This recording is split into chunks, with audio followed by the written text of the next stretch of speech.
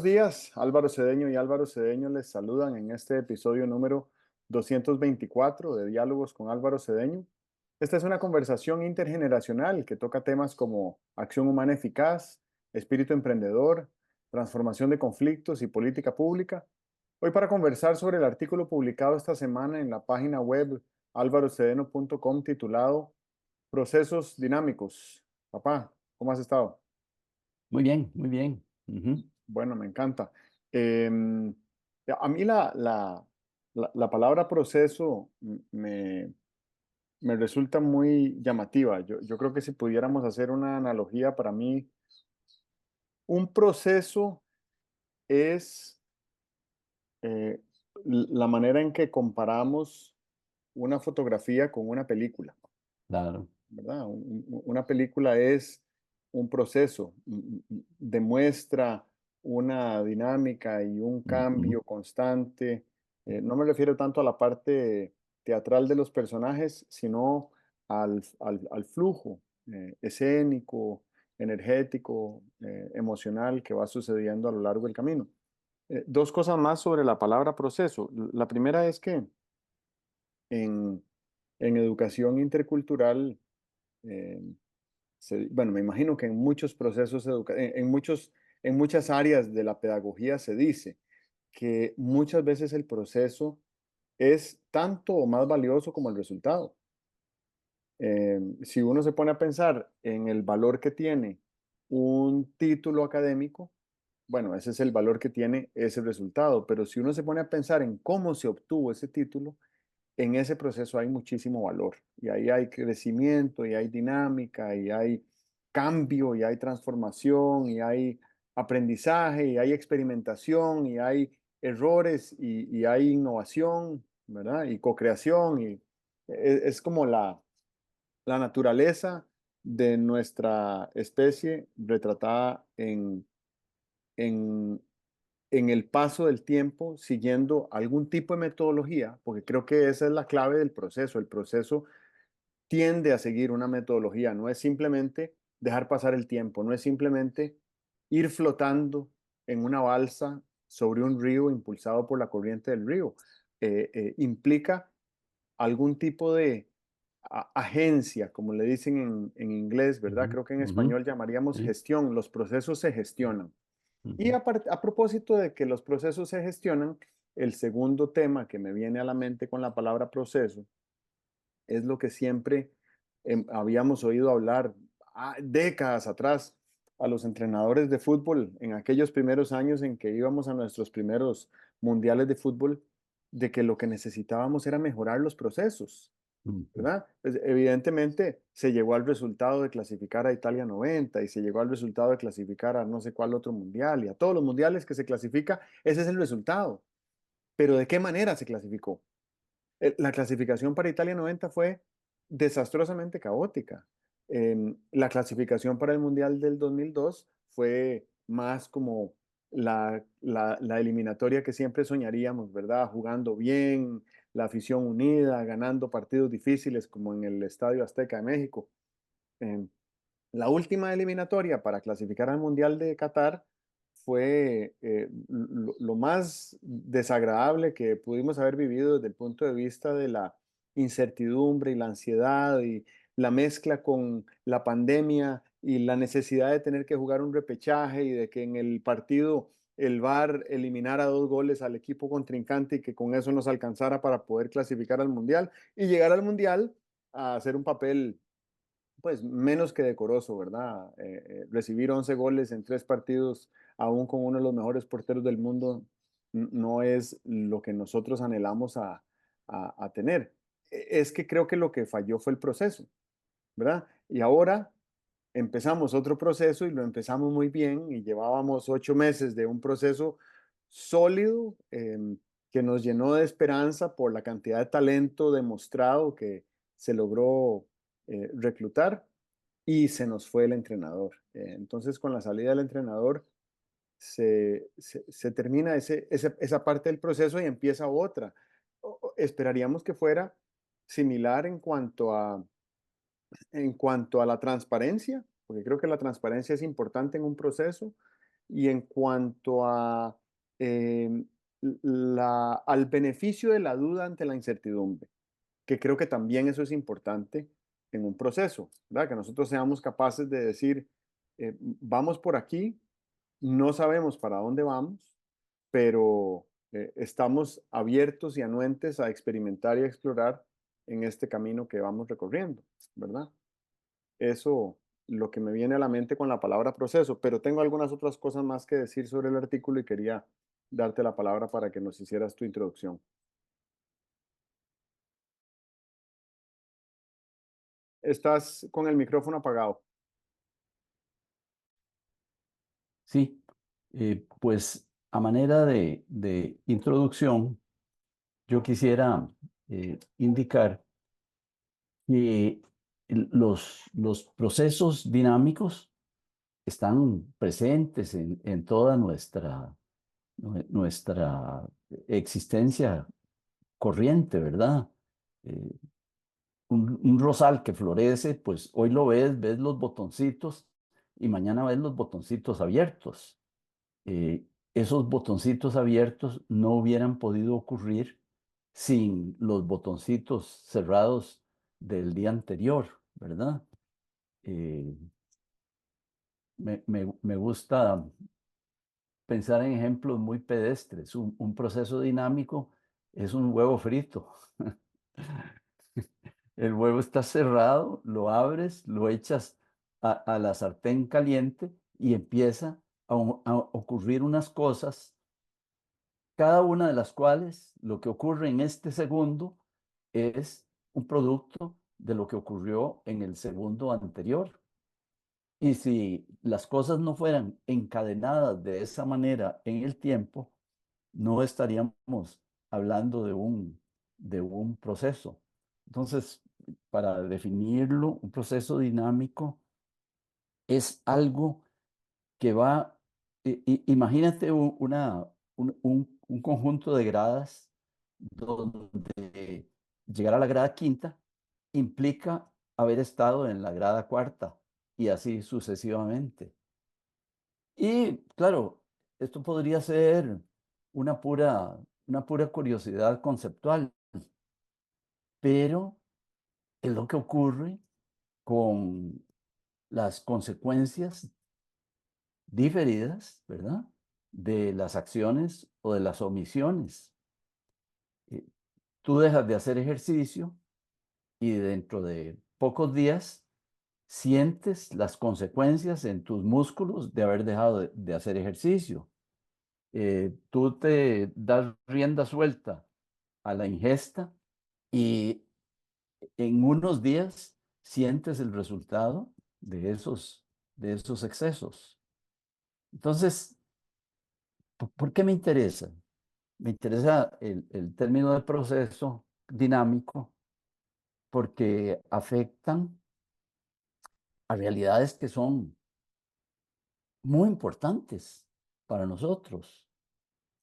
Los niños crecen y crecen porque han venido teniendo una determinada atención, ¿verdad? En los países donde no hay la salud infantil que tenemos en Costa Rica, los niños se van deteriorando y los niños pierden capacidad de aprendizaje por falta de consumo de proteínas y tal, ¿verdad? Pero donde más me interesa el concepto de proceso dinámico es que las instituciones se fortalecen o languidecen según lo que uno venga haciendo. Eh, Hoy en día hablamos de que nuestra democracia da señales ¿de qué? De, de cansancio, de desamor, de desvinculación de la gente con el ideal democrático. Bueno, esto no ocurrió porque antier pasó no sé qué. Esto ocurre porque de alguna manera han venido ocurriendo cosas complejas, eh, múltiples. Y si tuviéramos que señalar causas, posiblemente señalaríamos una gran cantidad de causas. El seguro social no nació robusto. El seguro social se fue robusteciendo. Cuando en Costa Rica, yo no me acuerdo en qué año, pero cuando en Costa Rica se decidió universalizar el seguro, pero el seguro nació, seguro social nació en enfermedad nació dándole protección solamente a los trabajadores. El que trabajaba y estaba en planilla era el que tenía seguro social, era el que tenía hospital de la seguridad social. Ni la esposa ni los hijos tenían seguro social. Y no me acuerdo, en los 70 o no me acuerdo cuándo, se decidió universalizar el seguro social que atendiera a toda la familia y creo que atendiera también a otras personas que no eran trabajadoras. Cuando eso se planteó, yo creo que puede haber sido en el gobierno de Daniel Oduber, no sé, pero cuando eso ocurrió, mucha gente pensó que hasta ahí llegaba la salud financiera del Seguro Social, porque era multiplicar por 6 o por más las obligaciones que tenía el Seguro Social con la población, ¿verdad? Y el Seguro Social fue durante mucho tiempo un espacio académico, técnico, donde había una gran disposición de la gente que estaba ahí a que el Seguro Social fuera un servicio médico de alta calidad. Cuando hoy nos ponemos a ver las listas de espera,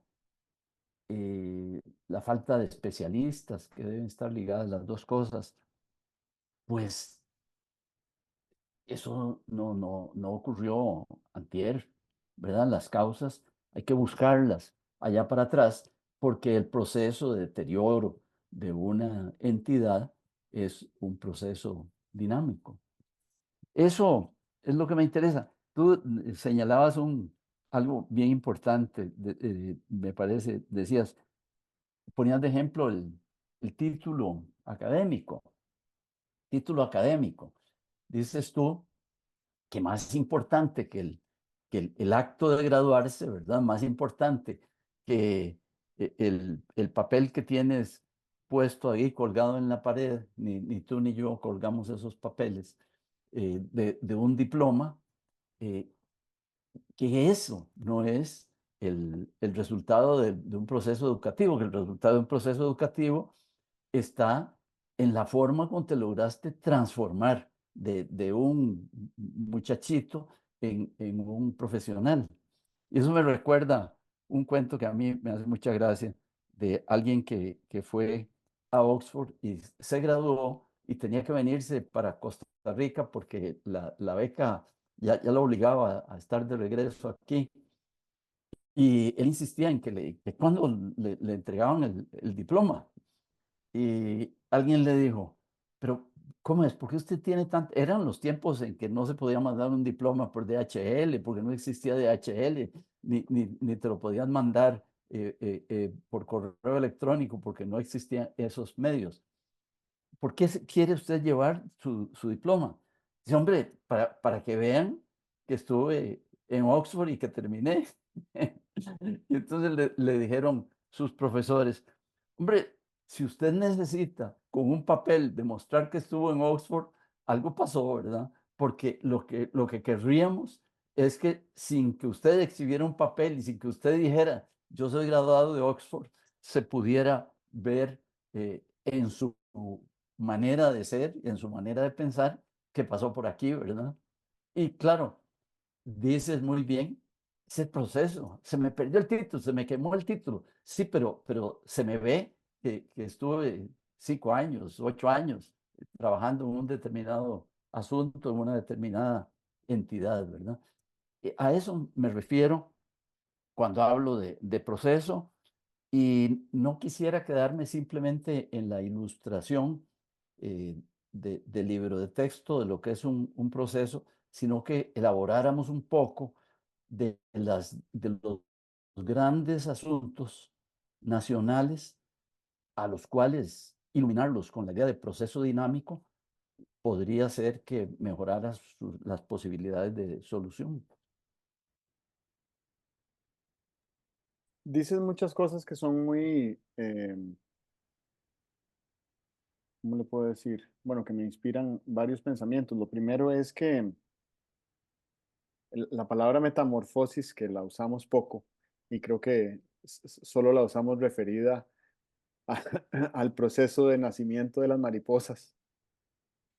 En realidad hay metamorfosis en, en muchos, en muchas, bueno, en nuestra propia vida, ¿verdad? Hoy en la mañana le decía a mi hija cómo, cómo fue en muy breves segundos el transitar del encuentro amoroso y agradable con su mamá a que ella naciera como ser humano. Ajá, Esa es una ajá, sí, claro. metamorfosis tal vez Ujú, más impresionante que la de la mariposa, sí, ¿verdad? Y no acostumbramos a usar ese concepto. Bueno, usamos el concepto de transformación que tiene que ver con la espiral de crecimiento de una escena, ¿verdad?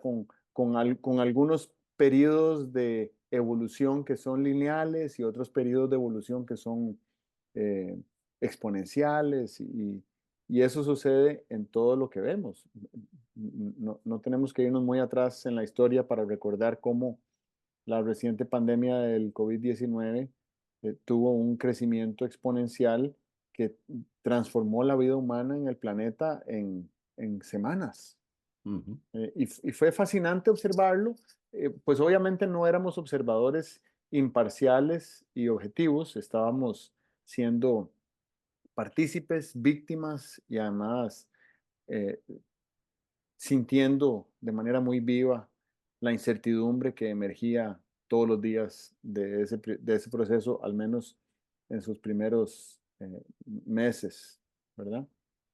Eh, pero también dices algo que creo que aplica a esto que estoy queriendo decir de la metamorfosis, y es que hay causas y hay consecuencias, pero casi ninguna causa es originaria y casi ninguna consecuencia es final.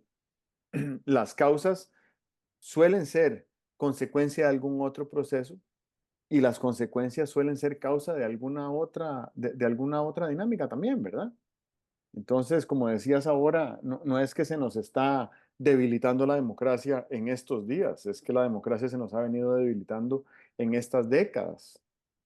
Y esto también me hace pensar, cuando leí el artículo, que hay unos procesos dinámicos que los podemos ver, ¿verdad? Yo creo que nosotros podemos ver la metamorfosis de un capullo, de una oruga en convertirse en capullo, en convertirse en mariposa. Pero hay otros procesos dinámicos que no los podemos ver, como por ejemplo la degradación de la democracia. No se puede ver. no sé. Ujú, Y además de que no se puede ver, sucede en generaciones. ¿Verdad? Cuando Hugo Chávez ganó la elección eh, presidencial en 1998, 99, ya no recuerdo, en Venezuela, eh, pues no fue en ese momento en que se desmoronó la democracia venezolana, venía desmoronándose desde décadas atrás, ¿verdad?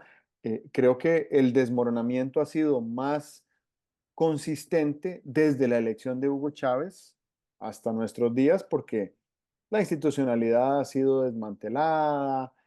No sé si sabes, bueno, yo no sabía que hay elecciones en Venezuela de mañana en 8, elecciones en un proceso democrático, pero el presidente en ejercicio, que tiene, no sé, 10 años de ejercer el gobierno, representando a un partido que tiene 25 años de ejercer el gobierno, sale y hace la amenaza como presidente de la República de que si no gana en el proceso electoral del próximo domingo, habrá un baño de sangre. Es decir, ¿qué clase de democracia es esa? No se le puede llamar democracia a, a una, a un proceso político donde quien ejerce el poder hace una amenaza de ese nivel de violencia. Entonces no podemos ver algunos procesos dinámicos como lo son la degradación de la democracia. Y cuando dije que la democracia se nos había estado degradando las últimas décadas, quiero también ponerlo en perspectiva del tiempo que lleva nuestra democracia en gestación. Nuestra democracia lleva 200 años en gestación. Entonces, si vemos nuestra democracia en siglos, vamos muy bien. Si la vemos en décadas, estamos flaqueando. Y si la vemos en semanas, de ahí estamos al borde del abismo, ¿verdad? Y yo creo que lo importante es devolvernos a una perspectiva a más largo plazo, ¿verdad? ¿Cómo va a ser la democracia costarricense el próximo siglo, cuando ya no estemos aquí ni tú ni yo? ¿Y por qué traigo a colación ese escenario tan distante? Porque me parece que es importante entender que dentro de este árbol de elementos que has traído hoy, de procesos dinámicos, está el elemento cultural, ¿verdad? La cultura costarricense, yo creo que no va a dejar de ser democrática en el transcurso de este siglo, aunque algunas piezas de la democracia que hoy valoramos sintamos que se nos están desmantelando, como si fuera las paredes de un hueco que hemos hecho en la arena y el agua lava las paredes y las paredes se caen, pero no deja de ser un hueco, ¿verdad? Más bien tiene algunos beneficios de que el hueco sea más grande, hablando de la referencia al hueco en la playa, sobre todo si uno es niño y quiere jugar en un hueco más amplio. Sería muy interesante, esto lo hemos dicho muchísimas veces, ¿verdad? Pensar en, bueno, ¿qué beneficios hay de pasar de la niñez a la adolescencia? A uno no se le ocurriría decir, es que los costos de la adolescencia son tan altos que tal vez mejor valoremos la posibilidad de seguir siendo niños. No, ¿verdad? Asumimos con realismo la adolescencia y dejar atrás la niñez con la nostalgia que implica y después transitamos hacia la adultez y seguimos avanzando en ese proceso evolutivo natural, además. Eh, Pienso que lo que determina el éxito de un proceso dinámico, volviendo a la introducción que yo hacía de tener capacidad de gestión sobre el proceso, es que los hábitos que cultivemos son los que van a determinar el éxito. Entonces, ¿cuáles son los hábitos democráticos que determinan nuestro éxito como país? Y bueno, ahí podemos hacer una larga lista, pero lo que quiero que hagamos no es que nos detengamos a ver cuáles son esos hábitos que han determinado nuestro éxito democrático, es que veamos cuáles vicios hemos adoptado, porque sí creo que es importante que revisemos algunas prácticas y nos devolvamos de ellas para retomar un camino que consideremos más orientado a la virtud, ¿verdad? A mí me parece que no tiene ninguna muestra de virtud criticar la corrupción y actuar de manera corrupta. Eso no nos enriquece ni en nuestro proceso democrático ni en nuestra cultura. Entonces, cuando uno percibe que la administración actual en Costa Rica entró con una bandera de combate a la corrupción y ha estado diciendo que va a combatir la corrupción que hay en las instituciones públicas y en las relaciones con algunas empresas privadas y demás. Y por otro lado, se comporta de una manera, pues, al menos da indicios de actos de corrupción. Entonces uno piensa si eso es un hábito de ser transparente o si es un vicio de decir una cosa y hacer otra, ¿verdad? Porque el hábito de la transparencia implica eh, hacer ingentes esfuerzos desde la función pública por mantener la transparencia. No quiere decir que sea posible, creo que no es posible eh, gestionar un Estado de manera 100% transparente, ¿verdad? Aún el Estado más transparente del mundo, que por muchos años ha sido, o lo es todavía, no sé, Finlandia, tienen un porcentaje pequeñito de lo que ellos denominan corrupción o lo que se denomina corrupción. Entonces lo que creo que tenemos que hacer es tenemos que tener la transparencia como norte, aspiracional siempre. Y si aspiramos a la transparencia, lo más probable es que los actos de corrupción que sucedan sean los menos y tengan un impacto mínimo y que además sea un impacto subsanable. El problema es si lo que tenemos es una narrativa anticorrupción, pero tenemos un actuar eh, abiertamente corrupto, porque entonces ahí va a ser muy difícil subsanar el impacto que genera ese proceder. Y dos cosas más que quiero decir al respecto. Eh, Primero, la idea del pensamiento sistémico, ¿verdad? El efecto mariposa que hemos conocido por mucho tiempo, ¿verdad? Que dice que una mariposa que bate sus alas en el bosque del Amazonas genera un movimiento en el viento que puede provocar un huracán o un tifón en Japón. Y eso lo que quiere decir es que esa pequeñita causa puede desembocar en una consecuencia muchísimo mayor. Es como una cabeza de agua en un río. La cabeza de agua no la forma una gota de agua, la forman muchos millones de gotas de agua que vienen de diferentes lugares y se juntan en un momento específico donde lo que genera es el equivalente a un tsunami en un río, ¿verdad? Y lo otro es que eh, hay un libro muy interesante que se llama Reinventar Organizaciones, que invita a pensar que ninguna organización debería existir para siempre. ¿Cuál debería de ser el límite de existencia de una organización cuando se cumple su misión? ¿O debería de ser algo más segmentado de manera tal que pueda ir, la organización pueda ir muriendo poco a poco sin necesidad de seguir cavando un hueco en lo que ha venido haciendo a lo largo de su existencia o de su historia? Y ese libro también invita a pensar que las organizaciones tienen que tener una dinámica que les permita hacer justamente eso, cumplir con un fin y luego desaparecer. Entonces pienso, por ejemplo, en qué pasaría si nosotros, en vez de pensar en la seguridad social, empezáramos a pensar en una institución que se encargara de gestionar el bienestar. Y el bienestar en muchos aspectos, no solo en la salud física, sino en muchos aspectos, porque es que la seguridad social está muy enfocada en la atención de la enfermedad.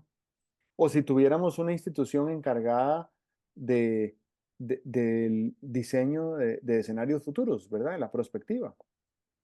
Creo que eso nos daría la posibilidad de tener unas organizaciones que fueran menos rigurosas, menos rígidas, ¿verdad? Menos, mm, bueno, menos burocráticas en el sentido de que tienes a una persona trabajando en la planilla de esa organización y hasta que se retire y más allá de su retiro tiene que seguir dependiendo del presupuesto de la organización. Entonces la organización pierde capacidad de desaparecer, como por ejemplo Recope, ¿verdad? Refinadora costarricense de petróleo.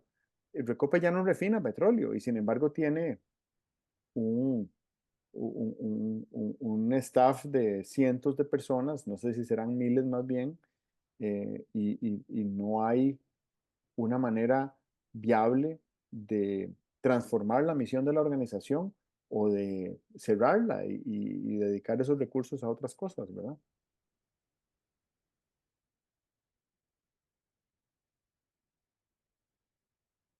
¿Por dónde agarramos? Vamos a ver. Eh, Vamos a ver. Me gusta tu aporte innovador de cómo las instituciones podrían, las entidades, podrían ir eh, siendo como más complejas, más completas, su aporte más funcional, ¿verdad? Por ejemplo, una caja de seguro social que se encargara además de la salud mental, de la salud emocional, una caja que tuviera, eh, voy a decir una cosa que suena rarísimo, ¿verdad? Que así como tiene eh, una división médica, tuviera una división de felicidad, donde se pudiera manejar el tema de cómo a través del bienestar pudiéramos, a través del bienestar que nosotros mismos nos produciríamos, porque me parece que la felicidad tiene mucho que ver con cosas que la persona individual haga. O sea, la felicidad no es algo que la vida nos hace, ¿verdad? Y no sería algo que la Caja de Seguro Social nos hiciera, sino que nos conduciría de alguna manera para que pudiéramos hacer cosas por nuestra propia felicidad. Bueno, ya mismo, Álvaro, mira, hace unas pocas décadas la caja era totalmente curativa. Hoy en día ya tiene algunos destellos de ser una entidad con una función preventiva, ¿verdad? Yo me acuerdo una vez que estuve en Alemania y me encontraba unos carteles en la calle con un par de zapatos de correr. Y la frase, tuve que pasar ahí por los diccionarios para ver qué decía en alemán aquella frase, ¿no? La frase era, este es el mejor instrumento para su salud cardíaca. Me parecía en aquel tiempo, y creo que a alguien se lo dije y tal y cual, y lo soñé con que la caja podía seguir ese camino, ¿verdad? Que la caja tuviera una función preventiva mucho más presente, mucho más proactiva, ¿verdad? Porque eso, desde luego, no solamente contribuye al bienestar, sino que contribuiría también a reducir los gastos de la misma institución social. Entonces, bueno, eso me parece que es importante de cómo puede pensar uno en que el aporte de las instituciones puede ir cambiando, ¿verdad? Y hay instituciones, entidades, me gusta más, hay entidades a las que se les pone el sol y deberíamos ver qué hacemos con ellas, ¿verdad? Tú mencionas Recope.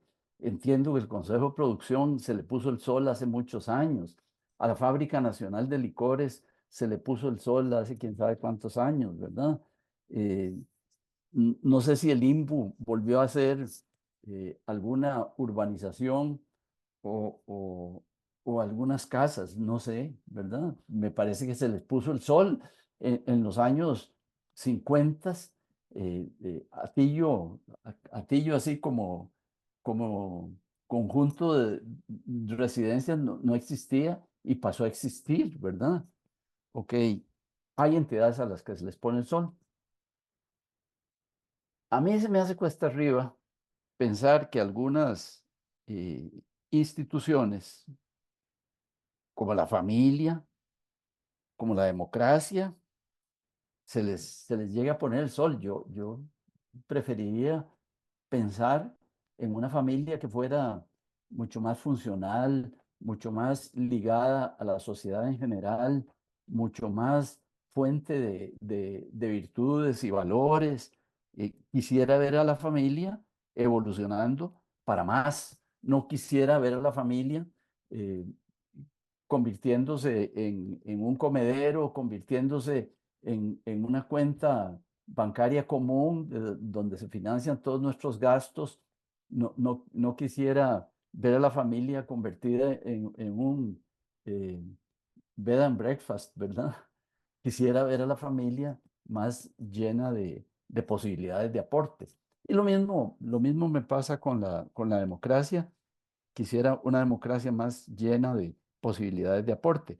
Pero eso, desde luego, que me parece que no se puede dar a no ser que existan unos rasgos esenciales del ciudadano con respecto a la democracia. Y los rasgos esenciales del ciudadano con respecto a la democracia son su participación, su aporte.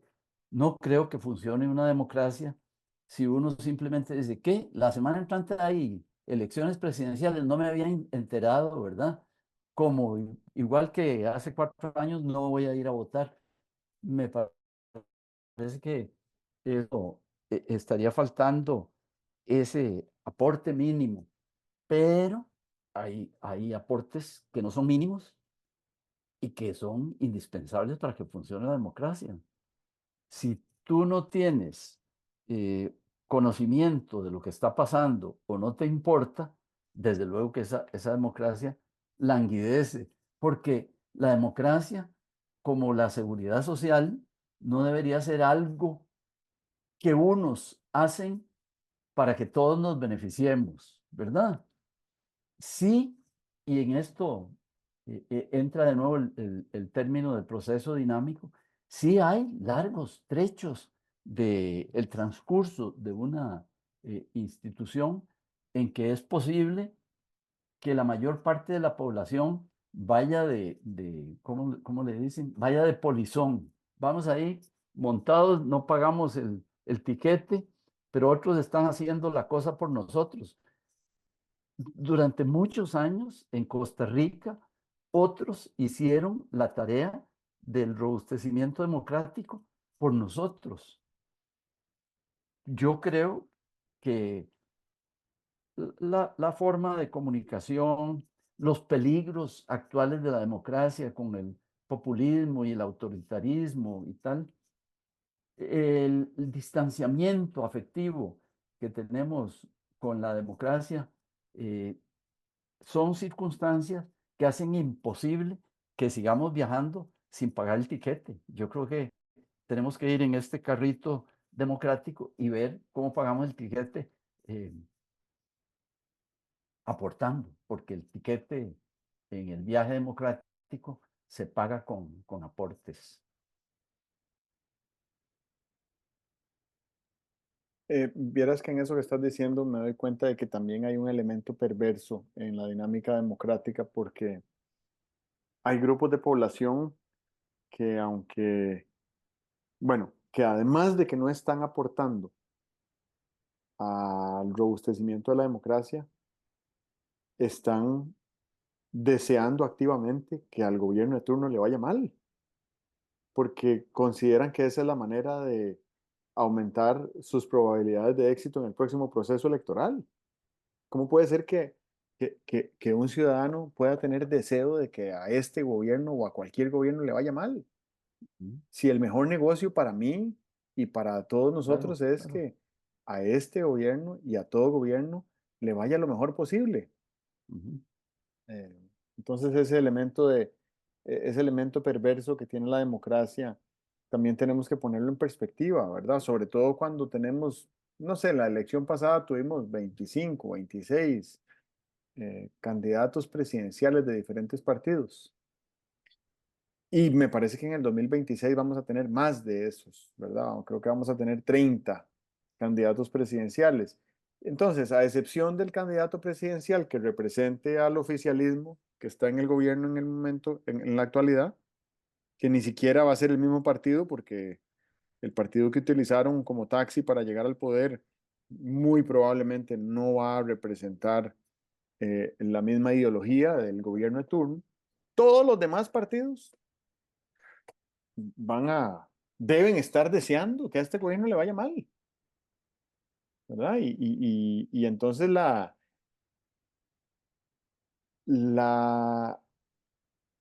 el estímulo que impulsa, el incentivo que impulsa la, la cosecha de voluntades para agrupar personas en un movimiento político electoral desde hoy hasta, bueno, yo diría que hasta octubre del año entrante, que es cuando empieza la campaña electoral. Y ya para octubre del año entrante ya no se le puede agregar más personas al barco electoral, ¿verdad? Candidatos a diputados y todo ese cuento, presidentes y vicepresidentes. El incentivo que impulsa la congregación de esas voluntades es la crítica más ácida hacia el gobierno de turno, hacia el gobierno actual. Y Bueno, yo sé que es romántico e idealista siquiera pensarlo, pero lo propongo. O sea, ¿qué tal si entre todos los partidos políticos, o por lo menos con que participaran los principales, los que están en este momento en el Congreso y que muy probablemente van a elegir diputados en la próxima elección, se hiciera una especie de foro abierto para que el público pudiera acercarse a manifestar su simpatía respecto a ideas que nos convengan a todos? Y si nosotros tuviéramos, vamos a ver, en política pública, la tarea número uno y una de las más difíciles es fijar la agenda. Porque ¿quién fija la agenda? Ujú. ¿Quién fija la agenda política del país? ¿El presidente de la República? No, el presidente de la República es el que, el que más trata de fijar la agenda, pero no es el que fija la agenda. La Asamblea Legislativa, tampoco. La empresa privada, tampoco. Los medios de prensa, tampoco. El pueblo, tampoco. ¿Quién fija la agenda? Depende de eh, las oscilaciones del tiempo y de la energía, ¿verdad? Voy a poner un ejemplo. Una ley que se aprobó hace unos años para proteger al manatí en los humedales del Caribe Norte. Es un proyecto de ley que iniciaron dos niños de colegio, dos niños de escuela en Limón. Ellos querían proteger al manatí y ahí fueron transitando en un proceso para fijar la agenda política de creación de una ley para protección del manatí. Ellos no votaron por esa ley, ellos eran niños de escuela y la ley se votó y entonces el manatí fue protegido. ¿Quién fijó esa agenda? Bueno, hay una serie de actores que fijaron esa agenda política. Entonces, en política, lo más difícil y lo primero por donde hay que empezar es fijando la agenda. Eh, si nosotros lográramos, en esa idea romántica que estoy compartiendo, que 5 partidos políticos, que en este momento serían el PUSC, el PLN, Renovación, Nueva República, el Frente Amplio y otro que ahorita se me está olvidando, pero también podríamos meter al PAC ahí, aunque no está en este momento en la Asamblea, tuvieran foros abiertos durante los próximos 12 meses para que entre todos co-creáramos una agenda nacional de consenso. eh, Sería secundario a quién elijamos a la presidencia de la República en el 2026, siempre y cuando haya un compromiso de que se va a avanzar y a cumplir con esa agenda, ¿verdad? Porque además esa agenda nos permitiría comprometer a las fuerzas políticas interesadas en el desarrollo del país a impulsar con todos sus recursos esa agenda, por lo menos durante los siguientes 4 años, sea cual sea el resultado electoral de la elección. Em, y eso no requeriría cambiar ninguna regla electoral del país, no implicaría aumentar el gasto político, ni el gasto privado, ni el levantamiento de fondos. Estos son todas cosas que se pueden hacer siempre y cuando hubiera una masa crítica de personas dispuestas a conjuntarse para elaborar esa agenda. Yo quiero hacer un señalamiento eh, muy, muy admirable que me parece que ha hecho Roberto Artavia durante las últimas 2 campañas electorales, que es justamente la elaboración de un acuerdo nacional.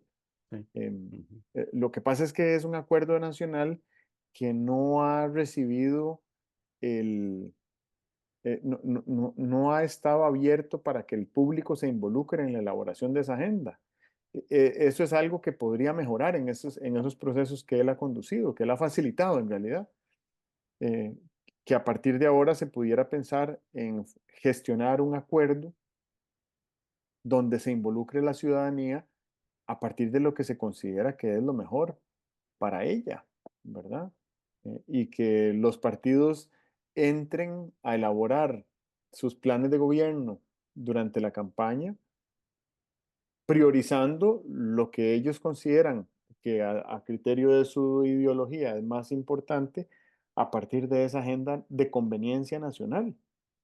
Entonces creo que esto, me parece que esto es posible, es accesible, es alcanzable, es de bajo costo y de potencial alto beneficio, que lo podríamos echar a andar. Y quiero decir una cosa más, y tal vez para terminar. Me referí en la intervención anterior a un libro que se llama Reinventando Organizaciones, de Frederic Laloux. Y él lo que plantea es reinventar las organizaciones eh, para que las organizaciones tuvieran 5 características principales. Primero, que fueran autogestionadas y que no dependieran de una jerarquía vertical, sino que fuera más horizontal la gestión de la organización.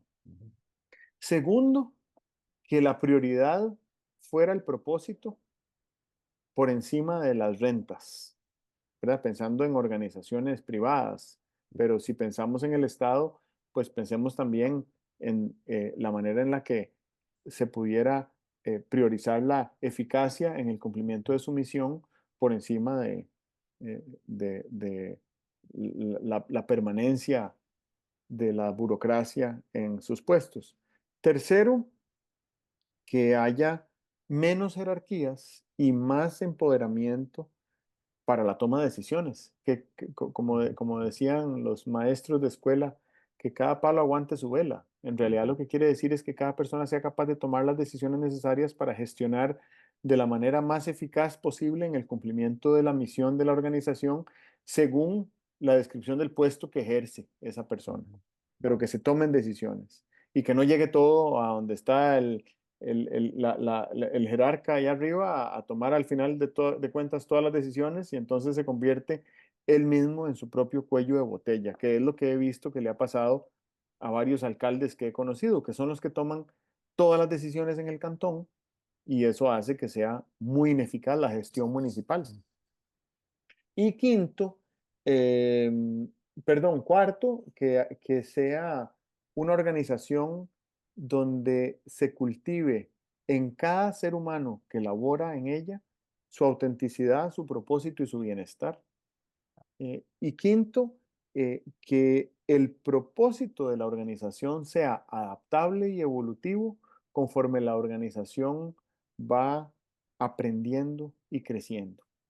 Eh, eh, el libro creo que da muchas ideas de cómo se puede transformar organizaciones en esa dirección y me parece que esa sería una metamorfosis muy interesante de impulsar y observar, eh, sobre todo para llevar la democracia a su próximo episodio, porque la democracia es un proceso experimental, ¿verdad? La dinámica de una democracia es estar constantemente experimentando. Y nos caería muy bien hacerle unos ajustes mínimos, que sería como el equivalente a ponerle unas agujitas de acupuntura a algunas instituciones públicas sin tener que hacer grandes despidos y grandes disrupciones en el esquema del Estado para desempeñar mejor por muchas décadas.